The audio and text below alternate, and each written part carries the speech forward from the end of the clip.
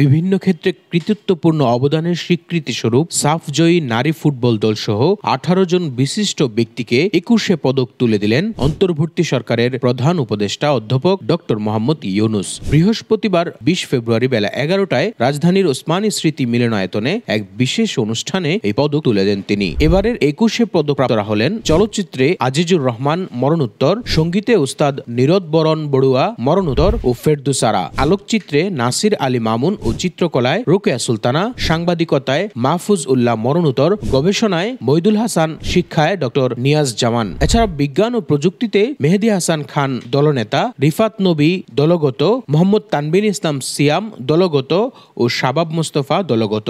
সমাজসেবায় মোহাম্মদ ইউসুফ চৌধুরী মরণোত্তর, ভাষা ও সাহিত্যে হেলাল হাফিজ মরণোত্তর ও শহীদুল জহির মোহাম্মদ শহীদুল হক মরণোত্তর। সাংবাদিকতা ও মানবাধিকারে মাহমুদুর রহমান, সংস্কৃতি ও শিক্ষায় ডক্টর শহীদুল ইসলাম এবং ক্রীড়ায় বাংলাদেশ নারী ফুটবল দল। প্রসঙ্গত, ভাষা আন্দোলনের শহীদদের স্মরণে চালু করা 21 পদক সরকার প্রতি বছর বিভিন্ন ক্ষেত্রে বিশেষ অবদানের স্বীকৃতি হিসাবে দিয়ে থাকে। দেশের বিশিষ্ট সাহিত্যিক, শিল্পী, শিক্ষাবিদ, ভাষা সৈনিক, ভাষাবিদ, গবেষক, সাংবাদিক, অর্থনীতিবিদ, দারিদ্র্য বিমোচনে অবদান রাখা ব্যক্তিত্ব ও প্রতিষ্ঠানকে জাতীয় পর্যায়ে অনন্য অবদানের স্বীকৃতি হিসাবে 1976 সাল থেকে 21 পদক দেওয়া হচ্ছে।